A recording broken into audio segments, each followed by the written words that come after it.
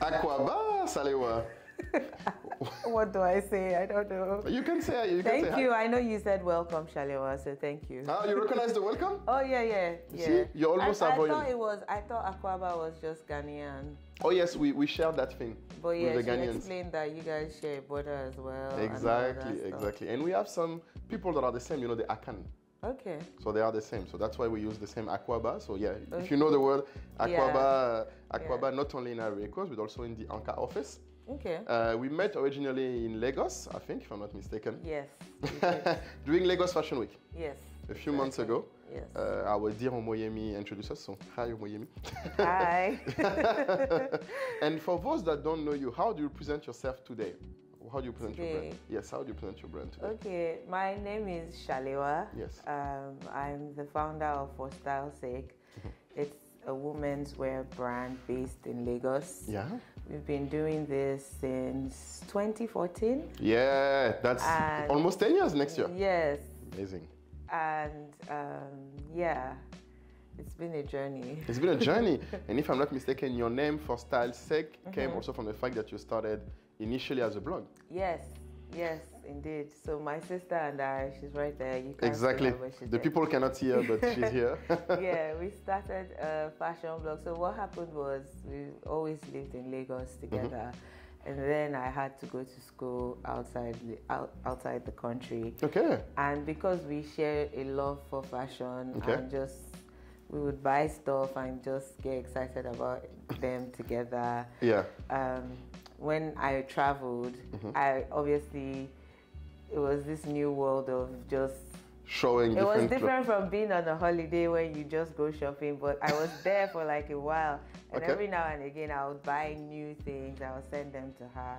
That was in which country did you go to? I was in Scotland, actually. Scotland, okay. Aberdeen. Okay, nice. And then Edinburgh. But yeah, so the first year, I would just send her pictures. Oh, I just got this shirt. Oh, I just got these shoes. I just got this dress. And we were using the BlackBerry to chat. That was the old school BBM. Yes. We were talking about the BlackBerry Messenger. Messenger to chat and communicate. Amazing. So I then thought about it. I was like, oh, why don't we create? Because she would also get some things and share with me. Yeah. So like, why don't we have a blog where we just share like our style? Why start that? Because it's interesting. Most people don't naturally think about blogging. That was in which year? I think that was in 2010. 10, wow. 10 or 11. Yeah. I feel like it was between 2010 and 2011. Yeah. Yes. I think at that time blogs were popular. Like there were already style bloggers. Okay. Sharing their style. Okay. So I thought that would be. So she was posting from Lagos. And you were posting. And I was posting from Scotland. Oh, and nice. Then we would just do outfit posts. And every time when I went to Lagos or she came to, then we would like do shoots together. Joint shoots and stuff. Nice. That was really fun, actually. Wow. And yeah, so as we grew the blog, even though it started out as something for two of us. Really. Yes, just for the fun. We started to see people, we started having a following. Okay. People loved and enjoyed our style. And some of the things we wore, we actually had them made. Okay. So we had a tailor that we would just say, we'll just tell her, oh, we want this. This way. What was her name? Do you remember? I don't think she remembers. Do you remember the name of the tailor? The tailor that used to help us. So I can't remember her name. But she indulged, like we'll just tell her, we want this, we want this, we want that. And my mom was a fabric collector. Oh, like that explains. She always had fabric. Okay. And so we played around with her stuff. Well, fabric. And she let you? She let us, she did. Most collectors don't share these things like that. She did. And so we would make some things and people were like, oh, that's really nice. Where did you get so you that got this from? thing, people telling you. So we had that constantly. So what happened was I would bring some things that were ready-made, like already made pieces from the high streets in the UK. Okay. And go home on holiday, take them with me and sell. There was a pop-up that was popular in Lagos called Les Petites Marches. Les Petites Marches. Yes. Okay. Or LPM. Okay. And we would sell the clothing.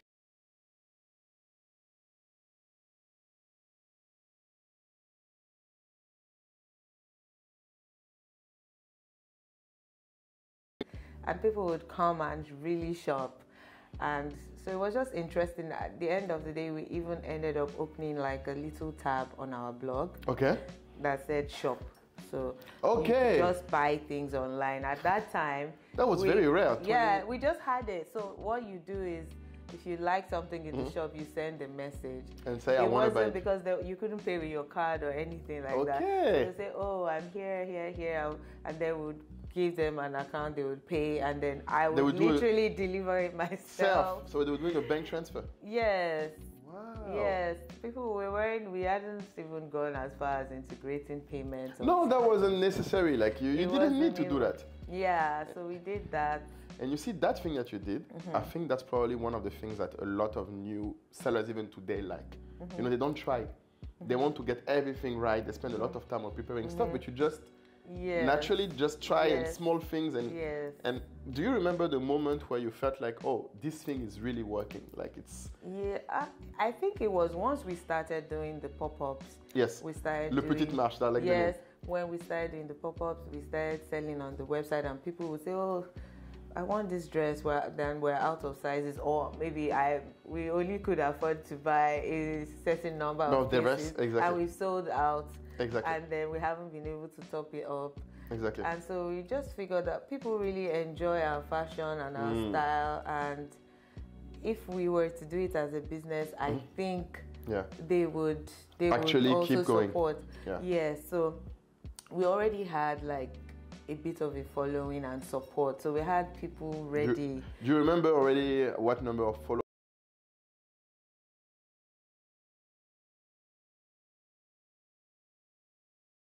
Yeah, Instagram was later. I don't even think we cared. I don't think that's amazing, yeah.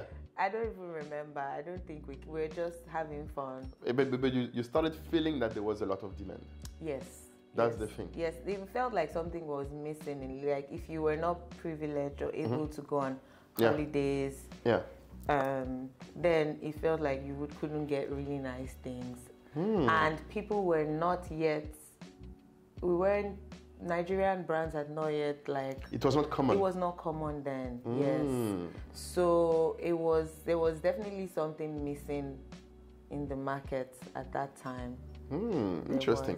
But I still feel that even if not only at that time, because we're talking, that's like 2010, you said, 2011. Yeah, so by the time we started really selling and doing all of those things, it was 2011, end of 2011, 2012. That's funny. At that time, we just started Africa too. That's also when we started looking at the first version. It was 2013. But I think even today, this is the one thing that you said that is very interesting for me, is that you need to start feeling demand first.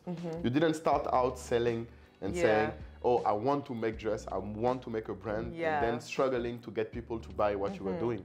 We already had a following. And I think that's the one thing that we always ask brands when they get started is you need to test small first, and only then you can automatically, when you see results, when you see demand, you can build upon it. Build and you grow from there.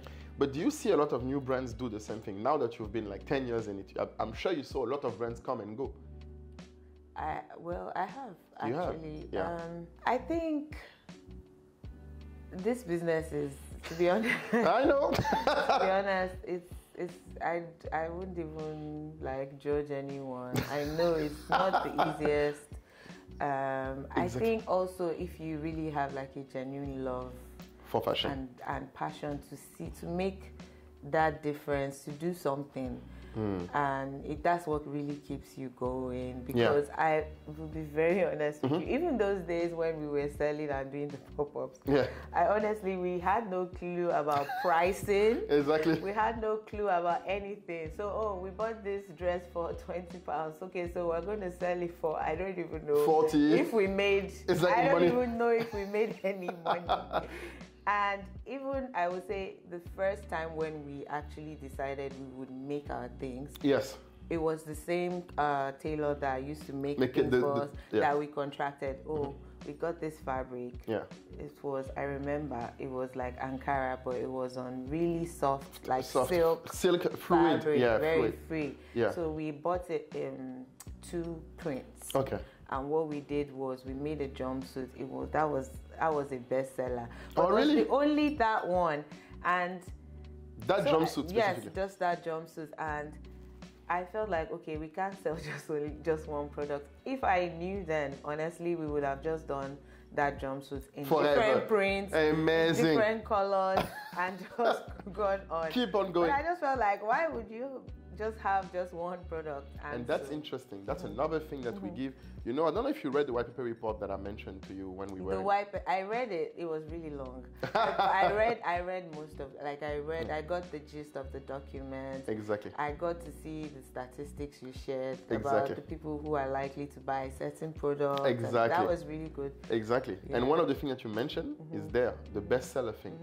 And that's one thing that another thing that the brands they start to do badly.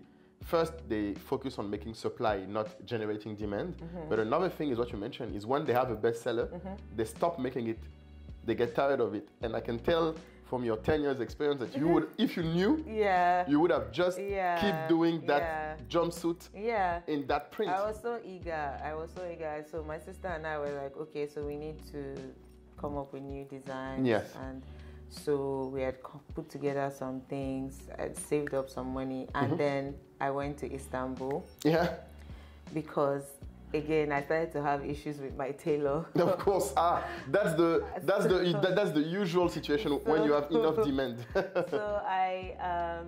I went to Istanbul. Really, like, I knew nobody. I did not, like, I just went with a book with sketches of what you wanted.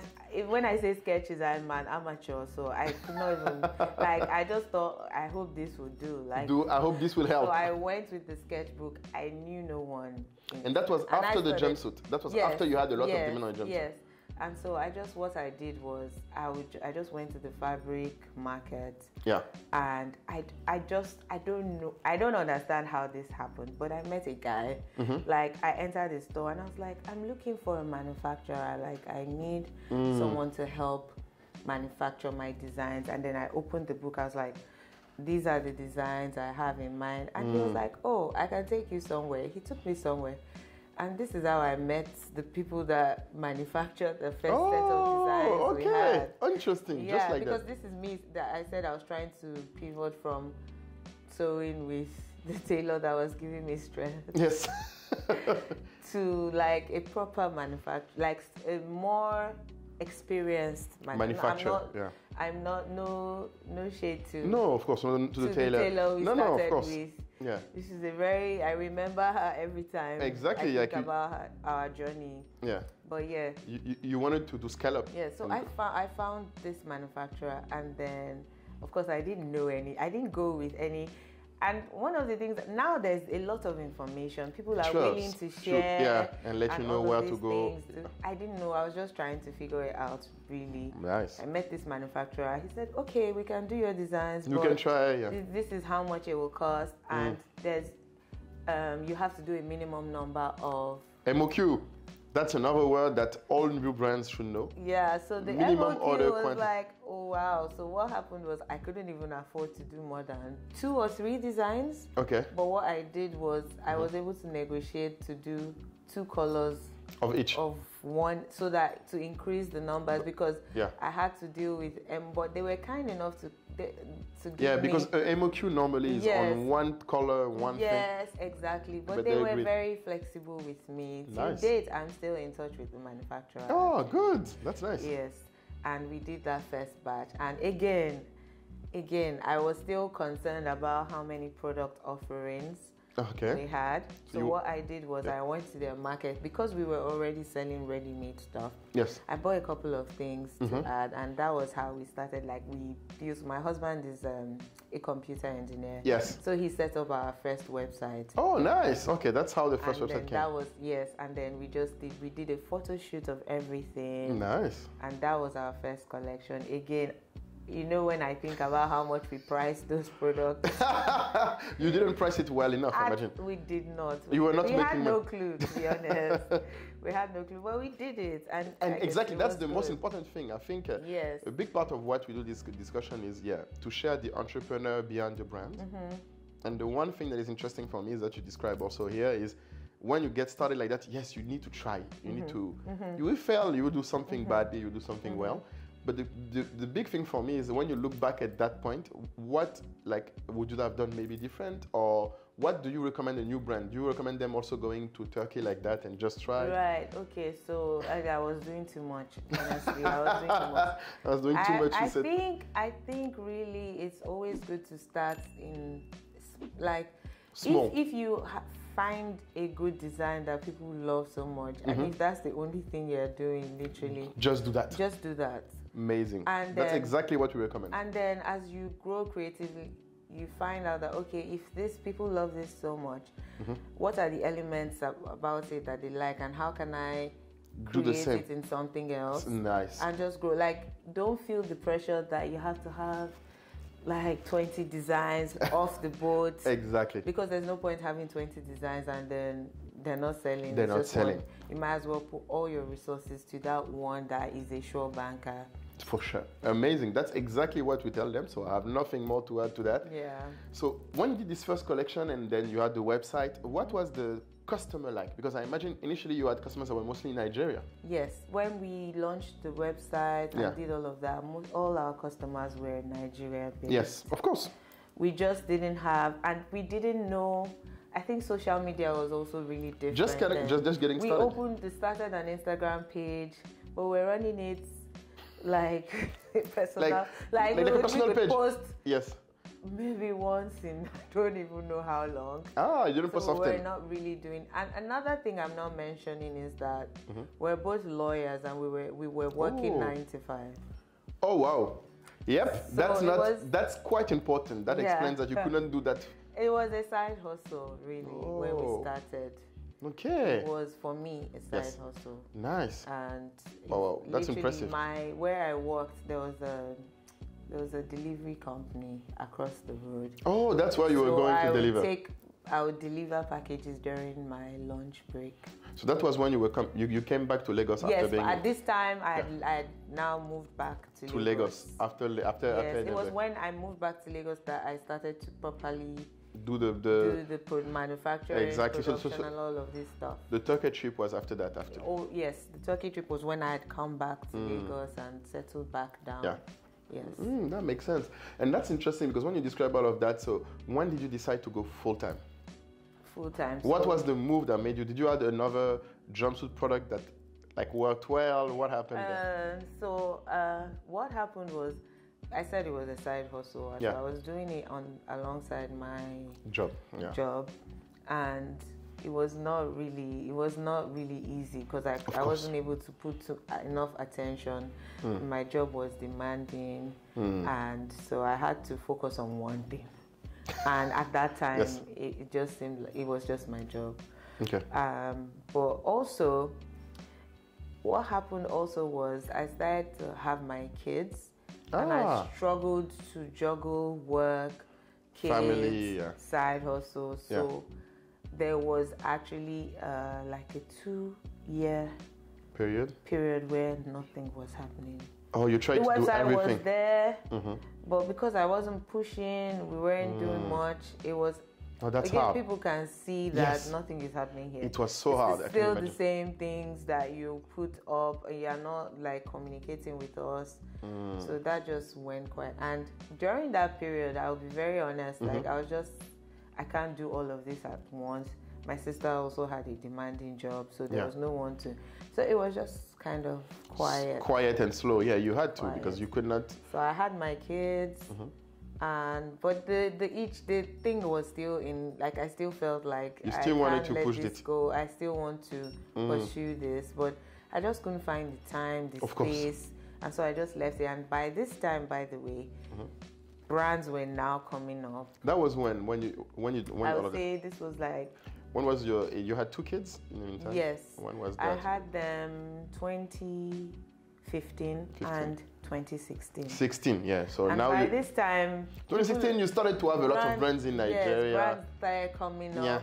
And you know, I started feeling like, you know, I'm just going, I don't know, I'm going to start all over again to start to compete with all of these people that they didn't even exist when I had started. Yeah. I started having like doubting myself. Oh, we are so many now. Is this going to work? Wow. So I just left it. But what happened to me was, even though I wasn't designing and selling, my family members and my friends would always still come to me. I want to make this. I want to do this. And it's just like, are you doing this or are you not? So people were still asking you for it. And then what happened also was I transitioned to another job. Okay. Another job, and the job was less demanding. Okay, interesting. So I went from practicing at a law firm, which is usually very intense, very intense, to moving like in-house. To be in-house in a company where my role was, it was basically the same thing I was doing over and over again. So it was easy. It was easier for me, especially from comparing where I was coming from. Yeah, what you got used to. So I started to get like, my mind started to race. Yes. Again. Yes, and then I started again for family and friends, and then an opportunity came. That was when I would say this was 2017 now. An opportunity came for me if an older friend had just started a new business and was abandoning, which really required her to let go of a factory she owned. A factory, okay. With employees, with tailors? No employees. She had like sewing machines. Oh, yeah, sewing machines, yeah. And when I had started, I was outsourcing, so I would have independent tailors doing things for me. Yeah. I didn't have my own... Your own space, own factory. Yeah. And going back to Istanbul was no more an option for me at the time. Of course. Because of the way the foreign exchange had skyrocketed. Even then, it was true. Good. Yeah, it was. Then it was already bad, but it wasn't that bad. Not as bad as it is now. Wow. But yeah, so that was out of it. So when she said you can use the machines, you can use my factory. I would introduce you to one of my tailors, and that was it. And then I started over again. So that's when you when pick up back. I feel like it was at the end of 2017 into the beginning of 2018 that I really, really, really then started it properly. And I started getting orders to the point where I had to quit the job. Wow, nice. I now couldn't the scale was, the first time. Yes. It was my 9 to 5 was, I couldn't. You couldn't do it. Yeah. But by this time, I was doing the brand that was actually taking too much. This is not fair to people who have employed me. I was trying to do both, but it wasn't working. Yeah. And I just transitioned to the full-time. I was really scared, to be very honest. That's a very important thing, yeah. Very, very, very scared, because I had now built how many years as a lawyer. At the end of the day, if you studied law in Nigeria and you spent all the time I spent, all the years in uni, and then masters, and then law school and law firm, all the time spent, I just just a few more years and I'm a hot shot. Exactly. and I can imagine. So it was very scary for me. It was very, very scary. So in fact, when I was just like, I'm going to do this full time for 6 months. If it's not working, I'm coming. I'll go out. One leg in, one leg out. Okay. And I just never came back. I just never went back. Amen. My CV is still the same way I left it. That's good. I think I only updated my LinkedIn to say that I'm the creative director of my business. Nice. Now it just never panned out, and I'm really grateful for my journey. I mean, the journey has been. Yeah, it's very interesting, and like when you think about this moment of going full time and the fear behind, because you had what I can imagine in Nigeria is considered one of the best jobs, because lawyer, doctors. I know African parents also was. How did your family react? Because I can imagine everybody was like, "Are you crazy doing clothing rather than?" I know. If I would not, I'll be very honest. Yes.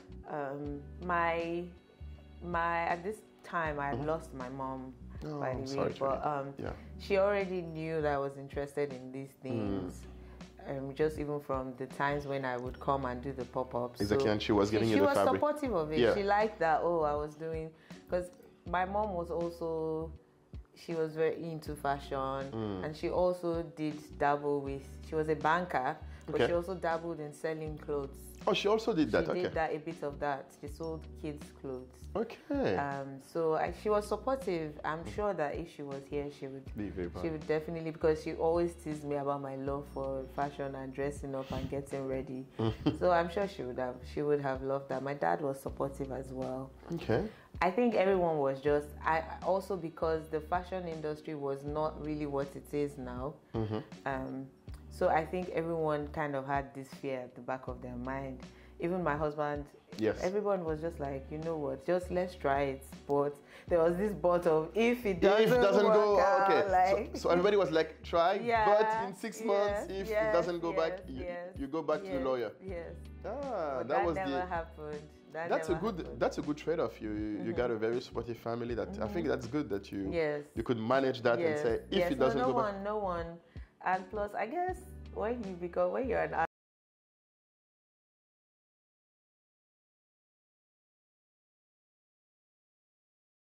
and then and everybody. But I had support. I did. Yeah. There was nobody saying, "Oh, I think this is a bad idea." Nobody told you that. Nobody said that. And as I continued to grow and thrive, and they could literally see, there was even no conversation about going back. What was the best moment for you, or that maybe convinced people or showed that this thing was serious? Like, I don't know, did you had another product that worked very well and you sold so many of them? Oh yes, when we relaunched, we had like products that just would shine over time. I think one of them was, we had a dress called the Bolanle dress. It's like the Bolanle dress. Bolanle dress. It's like the perfect wedding guest dress. I had one of my customers wear it, and she wore it to a wedding, and everyone loved it, and it just blew up. We did it in different colors. To be honest, we haven't like done. I feel like we're going to have to revisit some of our classics. Ah, good. I mean, like, just bring them back, because there's some pieces that are just so important to the brand, just because of the landmarks that they created. Exactly. Yes, for what they did for us.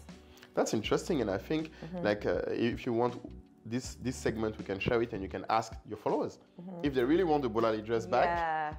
I mean, they need to ask for it. They just need to ask for it. Exactly, because that's what you're following. You're following. What I also thought, with things, some of these things, sometimes maybe it's just the texture of the fabric you want to change. Yes. Okay. So that it's the same style they all love, but it's just a totally different type of fabric, feel, look. Feels, exactly. So I play with that a lot as well. So that's good. Yeah. And what do you remember about, like, how did you recognize that this product, the Bolanle dress, was different from the rest? How did you? Was it because you got so many people asking always the same dress? Yes. The first, we named it after a customer, one of our very first customers. Yes. Who was very supportive. Her name is Bolanle. Hi, Bolanle. Hi, yeah. And yeah, she was, I think it was a wedding or a birthday. I don't know what it was. And she wore it, and there was a video she shared where she was dancing. So the content was nice also. Yes, that's she was dancing and in the dress, and everyone just loved that dress. So you took this video and then you put it on. You shared it, yes. And that's where you started getting a lot of. Yes, and she tagged us. She mentioned us, so people would come to us. Oh, I like this dress. I like this. But was she famous? Was she like? I would say she is. She's. I would say she's. You know how she's not like an influencer that has 2 million followers. Yes. She has thousands of followers, but she also has the kind of followers that are loyal. Like, they really love trust her, love her content, Yeah. And she's also like, she's very accomplished on her own. Yeah. You know, she as a mom, as she's a CFO where she works. Oh, okay, yeah. She's just thriving. She lives in New York and she's doing amazing things. She's an author. She's just, you know how you have a child and that's the kind of child you want.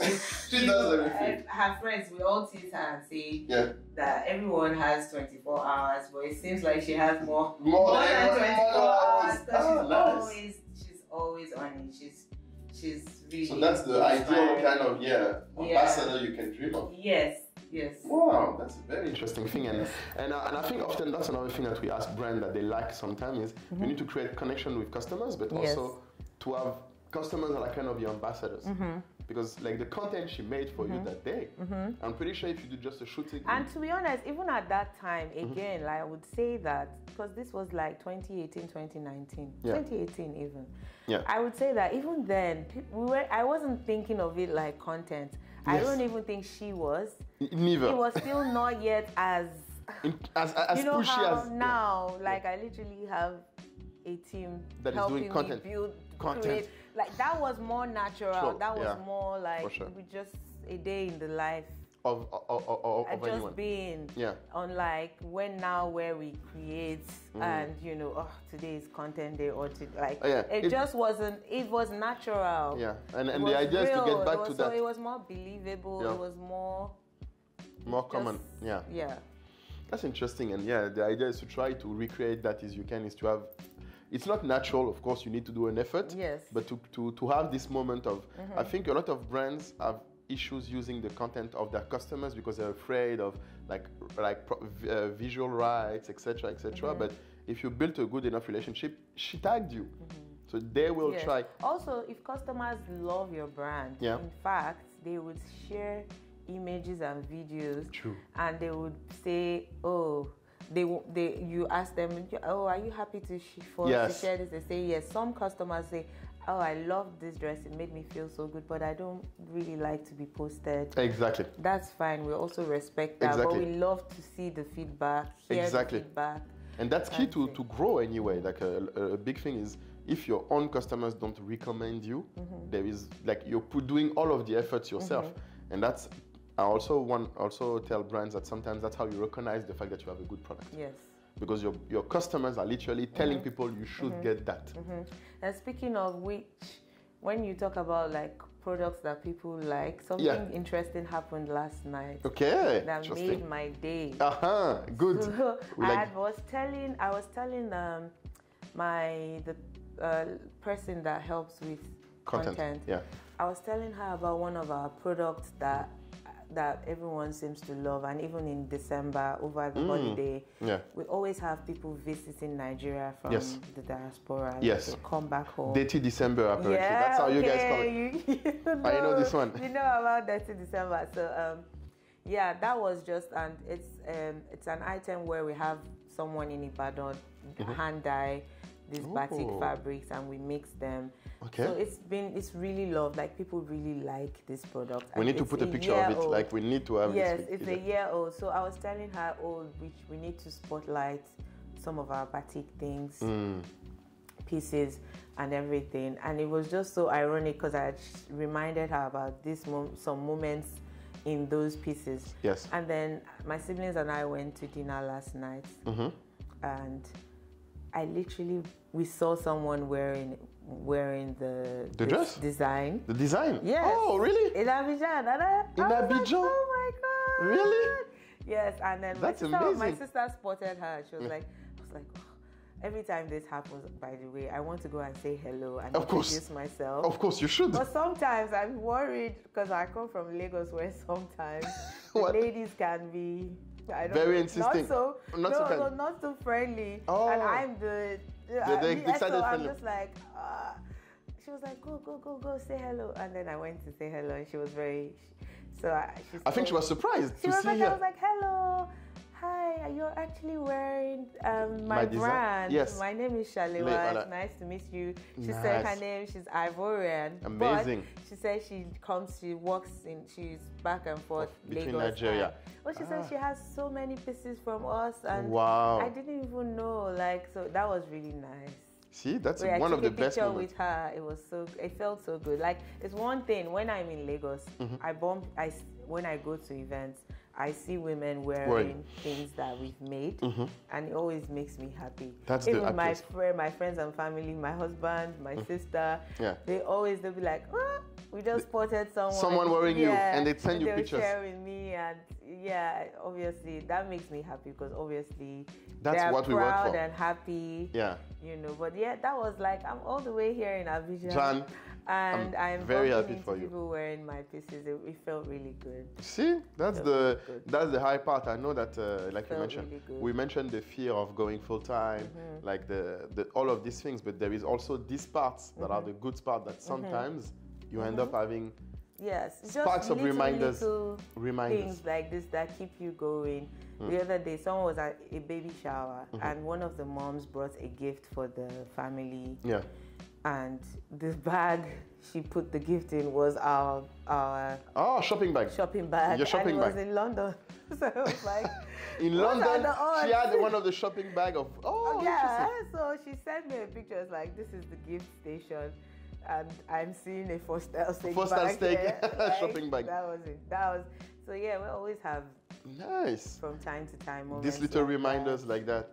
And that's that's amazing, and I'm happy that you had this type of customers in our vehicles. But a question that maybe people will ask is, over 10 years, like who are your best customers, would you say? Like, is it more people outside Nigeria, still Nigeria? How did you progress over time in terms of customers? I think it's a good mix. I think that my core, the people who shop from us the most, are still our core Nigerian customers. Good. In Lagos, Abuja, Port Harcourt.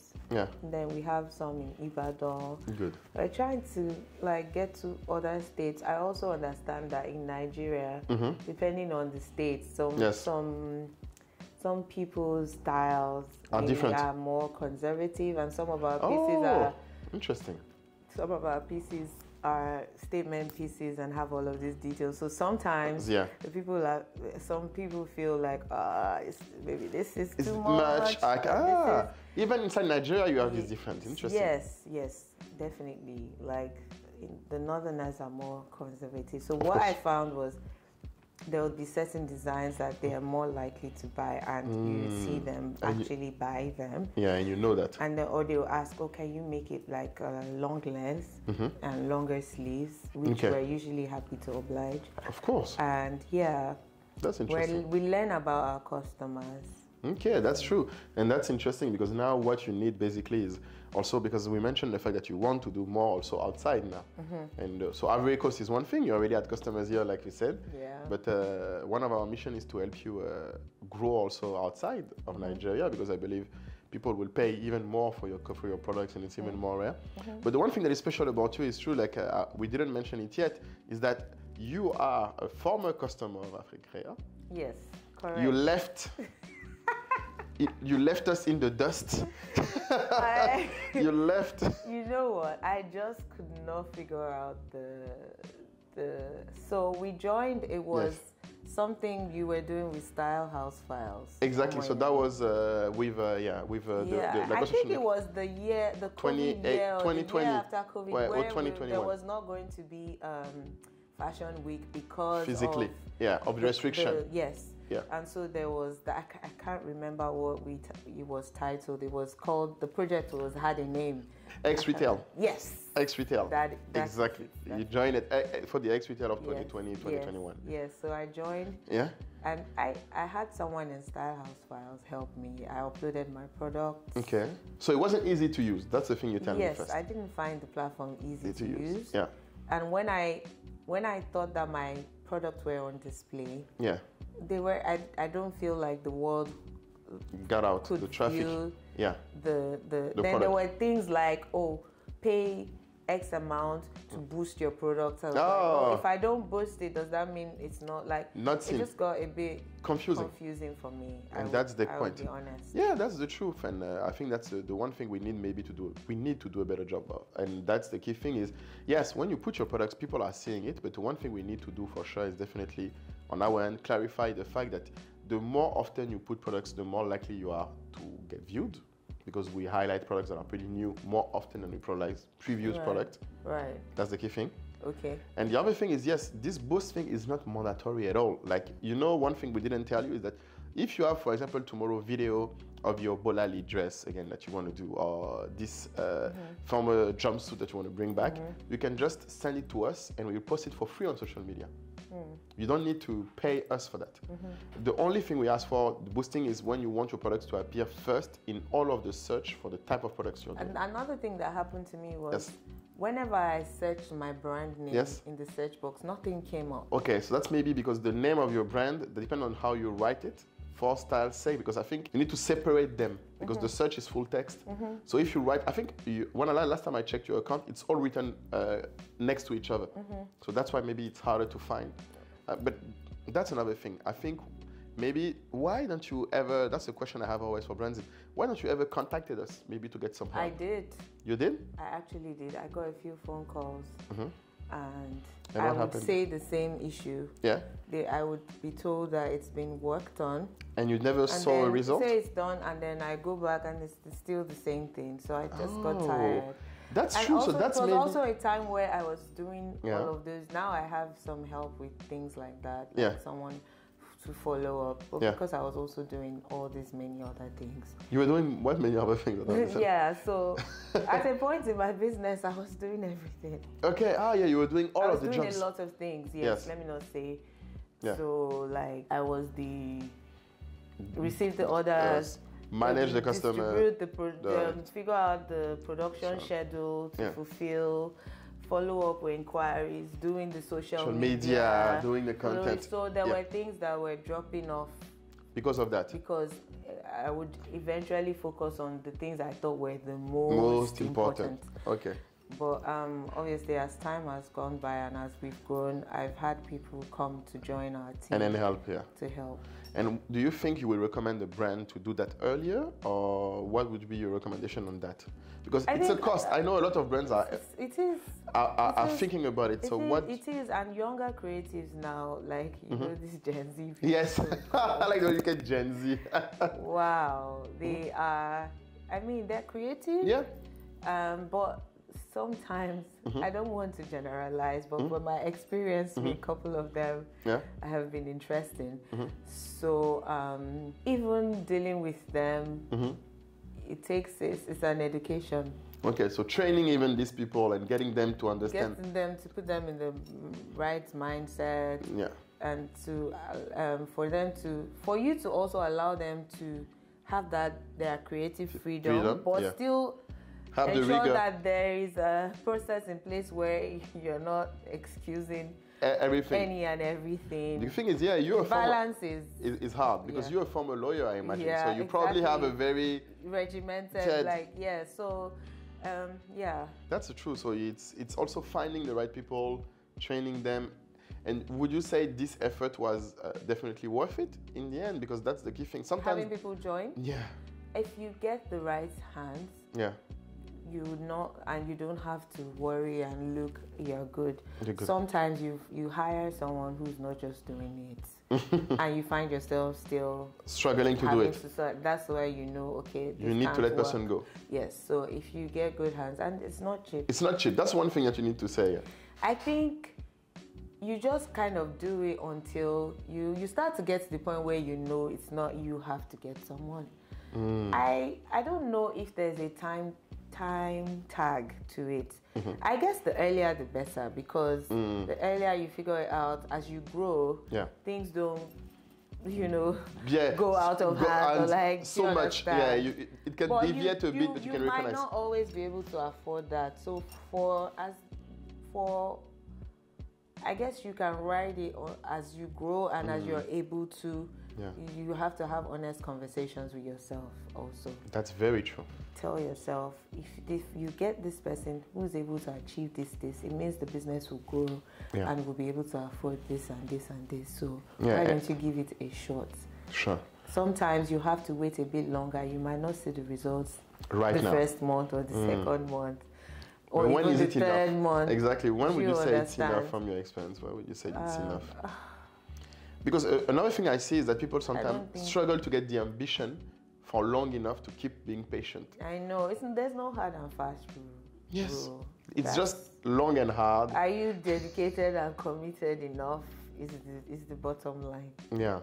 Definitely. Bottom line. Especially in hiring, that's where you see it the most. But the good news is, you told me that you want to come back, of course, of what we did. I need some things. Exactly. We talked about, the rates, because you're right, shipping is very expensive, even more. Every single year it increases. I love them because they're efficient. Yes, they do quality work, they're efficient. Our customers can track their packages. All of these things, but every single year, like clockwork. Okay. They have to 25% this year in Nigeria, just so you know. This is crazy. See, yes, and it's crazy. For sure, and that's. And this is, I'm even saying like the prices, the increase when you're in zone 1, zone 2. Yes. It's these prices are okay. But when you start going to some zones, yes. the prices are crazy. No, but what? How can up to 2 kg and you're getting a quote of 47,000, 50,000. 50,000 naira. It goes over 2 kg. Yes. And another thing is you have a website, so when you upload the product, it puts the weight directly. So the total weight, then compound. The website should. Yeah. But because of how expensive it gets as it goes up, we had made like a business decision just so that shipping would not discourage two people. Yeah, it's a very important. We kind of agreed to peg the maximum the price to, I think it was 2 or 2.5. But what would happen is that some people would order. It will go up to like maybe 5 kg and then we would. So this year, one of the things we're going to have to do is to figure that out, because in the system, how do you manage the shipping? So our website engineer is going to have to add work on it. Plugin. Yeah, that's the one thing we worked on also on Africa, is that's why when you create shipping profiles and you create different zones, afterwards we just work on making sure that ultimately the buyer never pays more than $10. And I think sometimes it's also psychological. You just need to put it inside the product price and have never more than $10 shipping. That's what we do. We automate that for you guys. You just put the price and then automatically you have no more than $10 shipping. But that's, of course, a solution that is not perfect, and it's just a question of how much they want the product and how well we can negotiate with DHL. And that's what we do at ANKA. We try to negotiate together. And that's why we negotiate with all of the brands that works with us. Thankfully, because now we are the biggest exporter for e-commerce in Africa for DHL, we have a bit of leverage. But the reality is that we are much cheaper than if you would go alone. But we need to do more in terms of volume, because I think the faster we all grow, the more power we'll get over DHL to say, okay, we need to give us. And I think they actually want that. So as soon as we're able to do that, we'll do much more. We get there. So very happy to have you come back. We'll work on that. And I think I need to let you go because you have a game to watch. Yes, and Nigeria is going to win. You think about that? Okay. Like, long story short, people, when this goes out, people will see the results, so they will know.